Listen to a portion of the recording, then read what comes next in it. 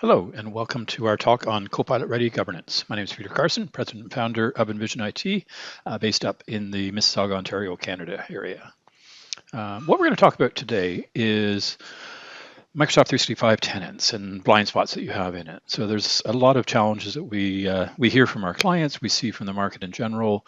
There's a number of different vendors looking to solve this, and we think we've got a particularly good solution. But the things that we're focused on is things like oversharing. The fact that organizations have way too many overpermissioned files, which is concerning not just from a cybersecurity point of view, but obviously as clients look to roll out Copilot, making sure that the right people have access to the right information and the wrong people don't is a big part of it. And oversharing is one of those big challenges around that. Ownerless sites, so the ability to identify, is the content current, should it be retained? Really tough to answer that question if you don't know who even owns it. Content sprawl, the fact that content can span millions of different records across an organization, and Copilot can crawl all of that through its search interface. Is there just too much there? Is there duplicates? Is there stale content? What needs to be tidied up from that perspective? And there are reports from Microsoft, like SharePoint Advanced Management, that do give you some limited visibility into some of these issues, but a lot of it is time limited, gives you only 28 days of data. There's some big gaps there that go undetected. So how do we go further there? Labeling gaps, so looking at sensitivity labels, Microsoft Purview, sensitivity label coverage is pretty slim, if at all, in most organizations. And again, that can be an important part of Copilot, as well as information protection to say, hey, is that content being handled appropriately? If AI is ingesting it, should it be, and who is it providing the answers to? All things that you should know as you're looking to roll this out. So, Copilot is driving a lot of this. It does amplify a lot of these problems, but the reality is that they exist already in a lot of tenants, and from a cybersecurity or productivity point of view, there are challenges there as well. So what's our solution around that? Well, we felt that we needed a governance command center, and we've used Power BI for many years. It seemed like a great way to surface up this data, very interactive dashboards, one place to see, manage, and control all of this. But not just a dashboard to view it, to make it action-oriented as well, to be able to record decisions and actually apply those changes in the tenant. So as you discover things and you make decisions around what to do about that, you can actually affect those changes. And then we don't just look at a sliding 28-day window, we literally go through the entire tenant, all the content that's in there from a SharePoint Teams, OneDrive, and Entra ID perspective. So this is our Envision IT tenant dashboard for Microsoft 365, and this is the home dashboard page. I'm actually going to use a PowerPoint deck for today's presentation, but they're all live screenshots taken from the actual product. Just makes it a little easier to flow things through on there. So let's drill deeper into to that first page there. So the concept is to assign scores to different aspects of your Microsoft 365 tenant. And ultimately, we want to roll this up into a single score for the tenant as a whole. And we're still adjusting the levers on here. We've got a couple dozen clients using the tenant dashboard right now. And we're trying to build the model so that whether you're a small tenant or a big tenant, the rules still apply the same sort of way. For example, sharing, we're trying to decide what's the best way to measure that's agnostic of the size of your tenant. We don't want to use an absolute number of sharing links, because if you're a really big tenant, that number could be higher and still not be an issue for you. So we've decided on, let's look at the percentage of documents that have sharing links on them. And if that's above a metric, that affects the score from there. We're thinking that should probably be a pretty small percentage, maybe less than 1% for a tenant, and we'll dive into the details behind that. Same thing with users. How many users in your tenant are actually active? You can probably have some member accounts and maybe lots of guest accounts that either have never signed in or haven't signed in a long time. It begs the question, why are they there? Storage is an easy one. That's simply a number of the percentage of remaining capacity in your tenant. We're actually using Envision IT, our real production tenant that we've been running right back to the pre-Microsoft 365 days of BPOS that Microsoft launched back in 2008. So we're actually getting close to the 20-year mark on being in the cloud with Microsoft. So we've got a lot of content in there. We should probably do some pruning and some cleaning, because we're down to 5% of our storage allocation remaining. Not all these numbers are true. We've kind of adjusted some to help with the conversation, but that one in particular is, and it is something that we need to tackle. Content is less about the storage being consumed and more about the freshness of that content. How much stale content do you have in your tenant? And is it being crawled and made available to search, to Copilot and such from there? Copilot itself, if you've rolled it out either to a pilot or to the organization as a whole, we've actually rolled it out either in the Microsoft 365 Copilot or GitHub Copilot to all of our 24 staff here at Envision IT. And how is that being used? We're currently just pulling in the metrics for M365. I'd actually be keen to pull in the GitHub Copilot numbers as well, because I'd like to see how our company's doing overall. Microsoft Purview is a pretty broad stack. These metrics are very focused on sensitivity labels. We are planning to bring in retention label support here as well to understand how far have you gone in applying labels to your tenant. That was actually a made up number. We're pretty early days on our Purview implementation. I'll show you in a minute as to what that looks like. And then OneDrive, actually wanted to again get a sense of what is too much OneDrive. Do you have significantly more documents in your tenant in OneDrive that you have in SharePoint? That's kind of a red flag. Why are people keeping so many things in OneDrive? And we actually see that in our tenant. So that's something that we'll dig into and see if we can understand the reasons why for that. And then the classic metric, you may, like us, have really old sites. We still have some old subsites from archived clients and things like that that are not running on what Microsoft calls modern. They're still using classic site templates. We don't really care about our archive ones, but if you've got current sites that are still running that way, what's your mitigation plan? Microsoft is sort of slowly deprecating features around that, and you don't want to continue to run classic. You want to move to modern. So each of these metrics, I can click into either the action or the icon here itself and drill down into the dashboard pages below that. So if I click down through the first one into sharing, we see a much more detailed view of what makes up that sharing metric.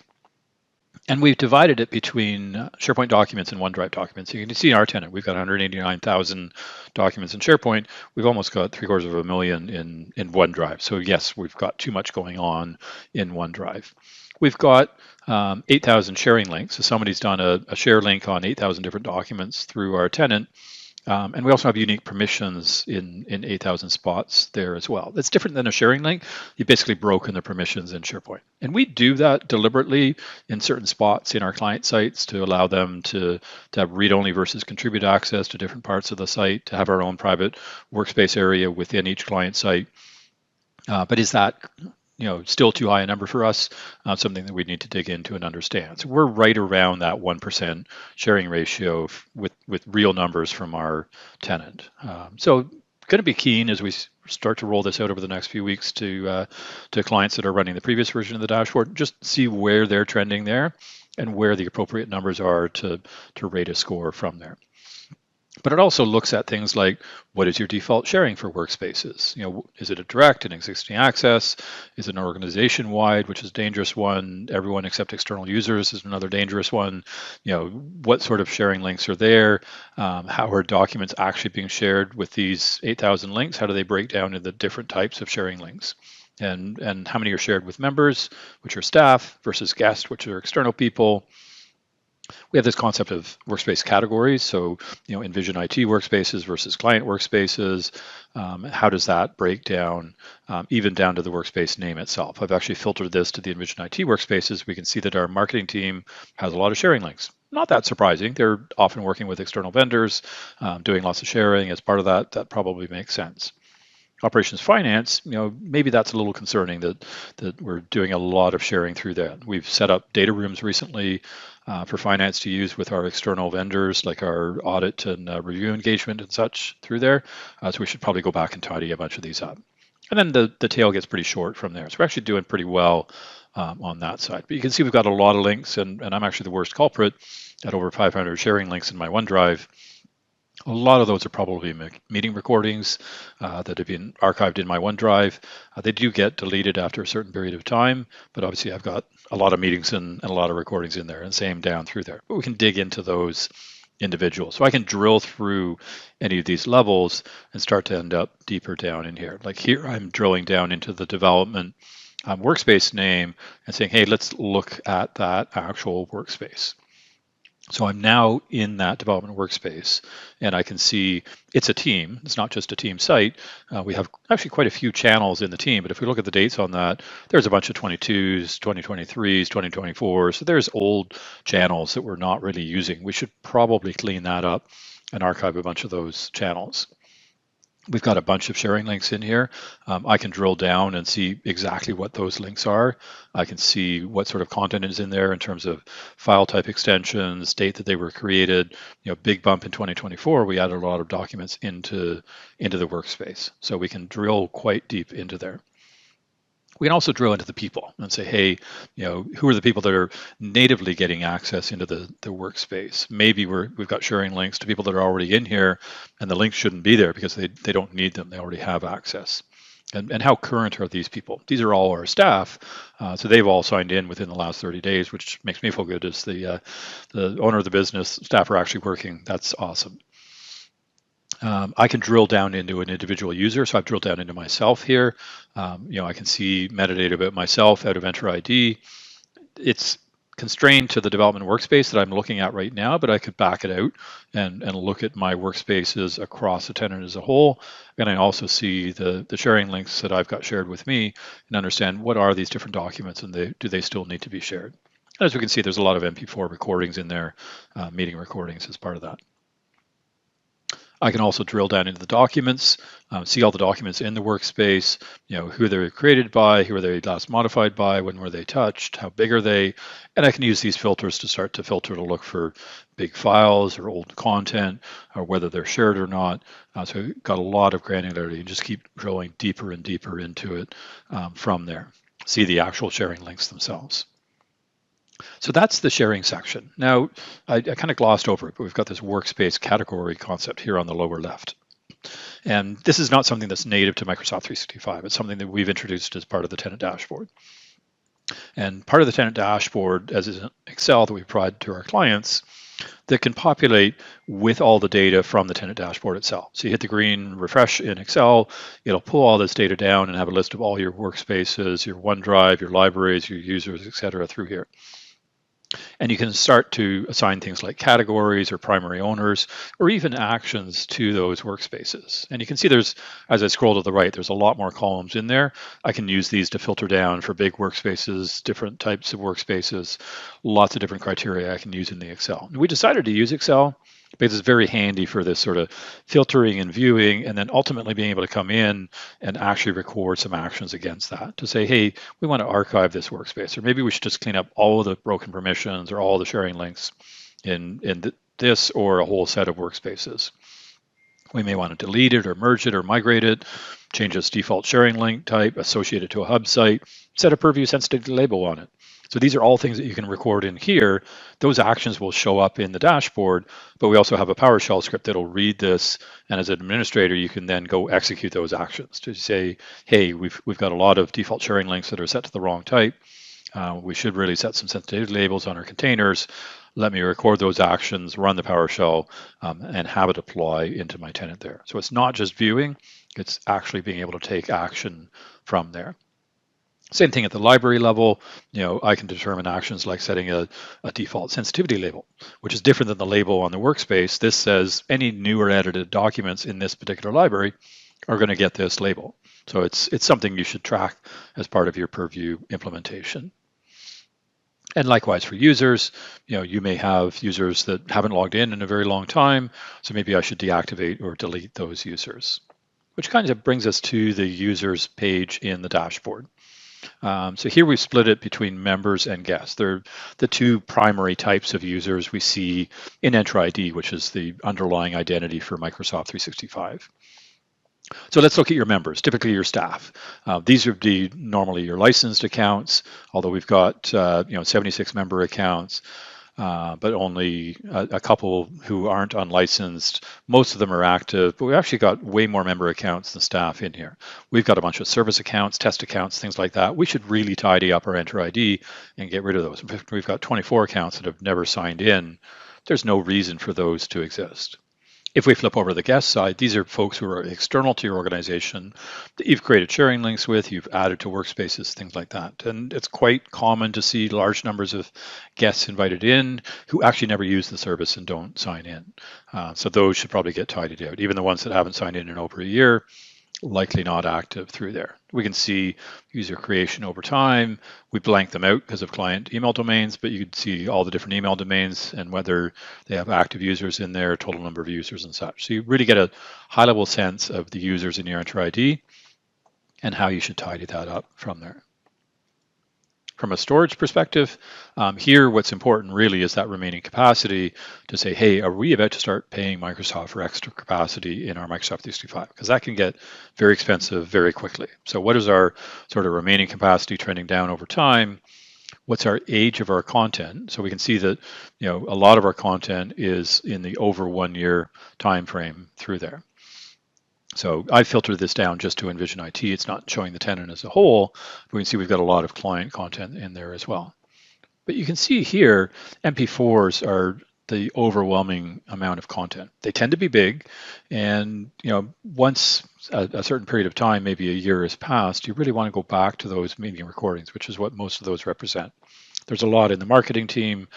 Those are probably webinar recordings. Maybe we should keep those. So you need to make some decisions about what you retain and what you don't retain through there. So here I've drilled into MP4, and I can see the age of those MP4 files, how they spread across different categories of workspaces and across different workspaces within there. So you can start to decide, hey, should I focus on the marketing team or the development team? And who are the primary owners for those teams? So I can have a conversation about all this storage that they're using up and what can we do about that. Kind of related to that is the content, but this is less about the storage that gets used, and it's more about the staleness or currency of the content itself. How old is the content that's in there? How much of it is over a year old? So this is looking at document counts. The vast majority is actually inactive documents. So if we've got Copilot going against content, how much old stuff is it going to be grabbing as part of that? And again, across different categories, you give file types, workspaces, and such from there. So again, you could decide, hey, we've got a Copilot category, which is the content that Copilot's going to be crawling and searching and providing answers for. How current is that content? Is that appropriate for what we expect AI to be making decisions and recommendations based off of? And you can use this document created over time and actually drill down into specific points. Like sometime in 2025-ish here, we had a big spike where a bunch of content came in. Well, I can actually click on that spot in the graph, and I can see most of that content's over a year old. It was in the main Envision IT, actually a whole lot of PDFs in the operations workspace. So you can see how you can piece this together and start to really drill down and understand what's going on with your content in your tenant. But let's switch over to Copilot. Let's say you've got Copilot running in your organization. You want some stats on how it's being used. And you can get some of this through Purview and through the M365 reporting. I think we've gone a lot further through here. We actually collect all of the chat interactions that everybody in the organization is providing. We don't look into the contents. It is available to us, but we haven't decided what's appropriate and what our clients should be informing their staff about this. I mean, the reality is that Purview lets an administrator review the content of anybody's individual chats in M365. So that's something that your policies should reflect through there. But what we can see here is the trend over time, and you can see the weekend dips in there, which is good. Not too many people are working on the weekend. That's actually nice from a work-life balance point of view. But what types of apps are they using? BizChat being the main M365 Copilot app versus the browser versus Outlook, Word, PowerPoint, etc. from there. I'm leading. I'm kind of the champion for a lot of stuff at Envision IT, so I get right into that and really start exercising it. I'm actually a huge fan of AI. I'm more concerned with staff not using AI than I am with staff using AI. But I can drill into individual people through here, into app champions. Like I'm not the champion across the board. Sarah's awesome at BizChat.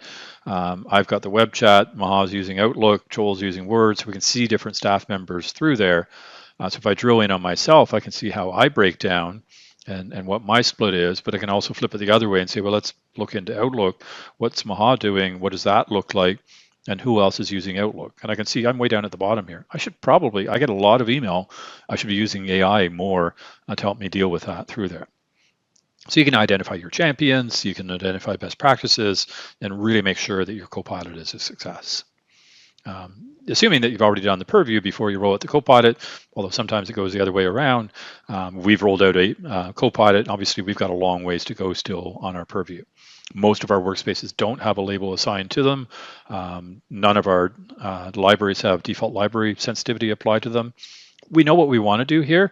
It's one of those, the shoemaker's children have no shoes scenarios. We're just busy doing stuff for clients. We got to make some time available to ourselves and really get these numbers up to say, hey, let's get the defaults in place. Let's start labeling documents. Let's properly use Purview. We're licensed for it. We have all that. We just need to implement it, which unfortunately is the case for a lot of clients, that they have the licensing, they just haven't actually rolled it out in their organization. Now let's come back to OneDrive. So we talked about OneDrive at the beginning. We've got way more documents in OneDrive than we have in SharePoint. What's going on there? Well, we can see we've got two outliers. Sorry, Devraj, Jeff, I'm going to call you out on this. I mean, that's 600,000 of the 700,000 documents across those two users. So I could drill into Devraj, for example, and say, hey, what is all that stuff? Well, we got a bunch of DLL.js files. These look like, code development work that's been blown up into Devraj's and probably Jeff's OneDrive as well. And sometimes that generates hundreds of thousands of documents that you're not actively working on, but they're there. They're occupying your OneDrive. So we should probably have a conversation and tidy that out. It looks like it was over a year ago that happened. So you can start to go through your OneDrive users, not just from a content point of view, but for sharing link as well, to say, hey, Devraj, you've got 806 sharing links in there. Are those all meetings? Are those other things? Should we tidy that up too? And then last thing, the classic, like I mentioned, we've got a bunch of old classic sites, mainly these SharePoint team sites, which are old client sites. Not that much content in there, but a decent amount of documents, 894,000 documents back in those spaces that we should decide, do we keep them there as an archive, or do we bring in some of the new Microsoft 365 archiving as part of that? It would be one way to free up some space, but honestly, it wouldn't free up that much for us. I think those meeting recordings are the easier, lower hanging fruit for us. The last one here, sort of an all-up workspaces view that blends a bunch of those different things together. How current are your workspaces? What categories do they fit in? What sensitivities do they have? Are there actions against them? Types, parents, sharing, default sharing links. So it's sort of a broader across a number of those different metrics. So the idea here, in terms of using Tenant Dashboard, we've got a remediation checklist for you here. So the first is you can actually run a free tenant scan. You can onboard completely self-service.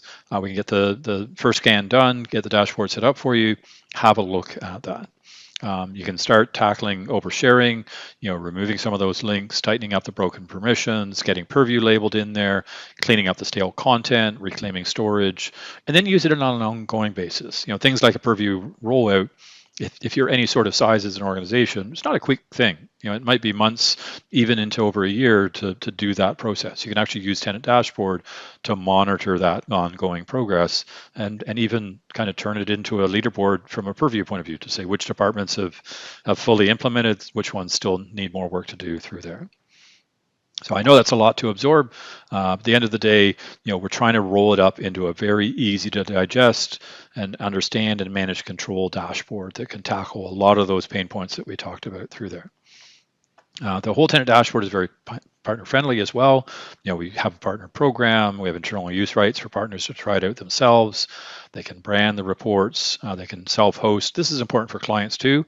The full SaaS solution that we provide to clients, we do host the data in a Microsoft Azure data center. If you'd rather retain full governance control around your data, it's just metadata, but it's still important data to you as an organization. We support having that in your own storage accounts and even hosting the Power BI in your own Power BI Microsoft 365 tenant. So there's lots of service opportunities for partners in there as part of that. We're planning on doing a follow-on partner webinar. We'll go much deeper into that side. So from there, I want to say thank you, everybody, and have a great rest of your day.